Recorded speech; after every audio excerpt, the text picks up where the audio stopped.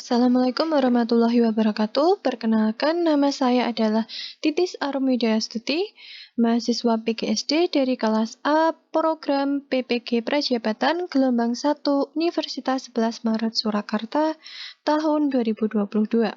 Nah, di sini izinkan saya untuk mempresentasikan tentang perkembangan pendidikan di Indonesia.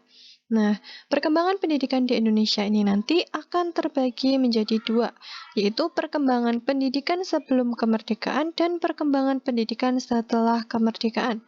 Kita bahas yang pertama adalah perkembangan atau perjalanan pendidikan sebelum kemerdekaan. Nah, kita tahu sebelum kemerdekaan itu Indonesia masih dijajah oleh bangsa-bangsa lain, salah satunya adalah bangsa Belanda. Pendidikan pada masa penjajahan Belanda pada awalnya hanya digunakan untuk memenuhi kebutuhan bangsa Belanda di Indonesia. Pada perkembangan selanjutnya, pendidikan digunakan sebagai alat penjajah untuk mencetak tenaga kerja. Nah, dari sini saja sudah terlihat bahwa Belanda itu sangat berdampak negatif pada sistem pendidikan di Indonesia karena hanya istilahnya memanfaatkan saja, seperti itu. Perlu diketahui bahwa Belanda sendiri adalah bangsa yang pertama kali menerapkan sekolah formal di Indonesia. Kita lanjutkan, tujuan dan kebijakan politik pendidikan yang dibuat dan diterapkan oleh Belanda semata-mata hanya untuk kepentingan pemerintah kolonial Belanda. Nah, dampak dari pendidikan pada era penjajahan Belanda, terbentuklah yang namanya organisasi Taman Siswa. Taman Siswa sendiri pertama kali didirikan oleh Suwardi Suryaningrat atau yang kita kenal dengan nama Ki Hajar Dewantara. Pendiriannya pada tanggal 3 Juli tahun 1922 di kota Yogyakarta. Latar belakang pendirian dari Taman Siswa karena dampak diskriminasi yang dilakukan oleh Belanda terhadap kaum pribumi. Karena pihak Belanda sendiri itu hanya menerapkan sekolah untuk orang-orang yang memiliki kelas sosial yang tinggi dan juga dari keturunan bangsawan. Untuk orang-orang pribumi seperti rakyat jelata atau hanya buruh itu kurang bisa untuk bersekolah, dan mungkin ada beberapa yang sampai SD saja gitu, tapi itu hanya sedikit. Kebanyakan belum menempuh pendidikan pada masa penjajahan Belanda. Selanjutnya, semboyan dari Taman Siswa adalah Ing Ngarso Sung Tulodo atau yang di depan memberi contoh, Madyo Mangunkarso yang di tengah membangun semangat, dan yang terakhir Tutwuri Handayani yang di belakang sebagai penyemangat. Nah, tujuan dari Taman Siswa adalah memberikan kesempatan pendidikan yang sama bagi pribumi jelata Indonesia. Selain itu, tujuan dari Taman Siswa lainnya adalah sebagai bentuk protes atas penjajahan yang dilakukan oleh Belanda. Nah, selanjutnya, masa penjajahan Jepang. Kebijakan Jepang di bidang pendidikan adalah menetapkan satu macam jenjang pendidikan dasar selama 6 tahun. Dampak positif kebijakan ini adalah diskriminasi di bidang pendidikan yang terjadi sejak kolonial Belanda dihapus. Sejak pendudukan Jepang, beberapa kebijakan yang berlaku diubah.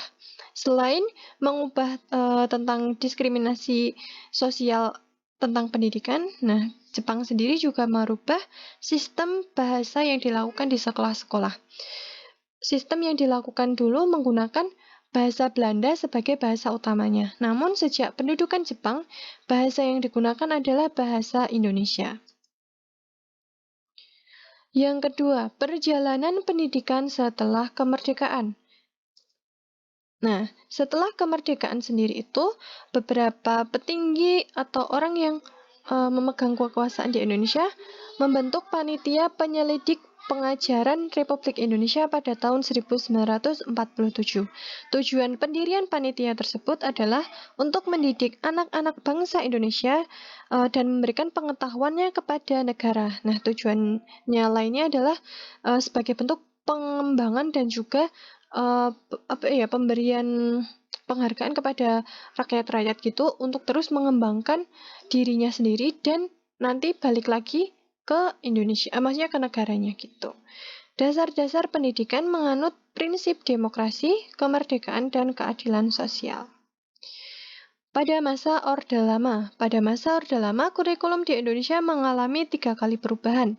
Periode pertama, penetapan kurikulum tahun 1947 berlaku hingga tahun 1949. Periode kedua diterapkan pada tahun 1952 hingga tahun 1960. Periode ketiga, kurikulum ditetapkan pada tahun 1960 hingga 1964. Pada masa Orde Lama, kurikulum bertujuan untuk menetapkan karakter kebangsaan yang disertai dengan tujuan politik penguatan ideologi kekuasaan Presiden Soekarno. Pada masa Orde Baru, tujuan kurikulum adalah untuk memperkuat ideologi Pancasila dan pembangunan negara. Pada masa ini, telah terjadi 4 kali pergantian kebijakan kurikulum. Secara berurutan, nama kurikulumnya adalah Kurikulum 1968, Kurikulum 1975, Kurikulum 1984, dan Kurikulum 1994. Nah, masa Orde Baru. Setelah kurikulum masa Orde Baru berakhir, di masa reformasi telah terjadi pergantian kurikulum sebanyak 4 kali. Kurikulum B 2004, kurikulum 2006 atau yang kita kenal dengan KTSP, kurikulum 2013, dan kurikulum Merdeka tahun 2022 yang kita gunakan saat ini. Pada kurikulum Merdeka sendiri, itu mengadopsi dari prinsip-prinsip Ki Hajar Dewantara. Nah, sekian presentasi dari saya. Bila ada salah kata atau salah perbuatan, mohon maaf yang sebesar-besarnya. Terima kasih. Wassalamualaikum warahmatullahi wabarakatuh.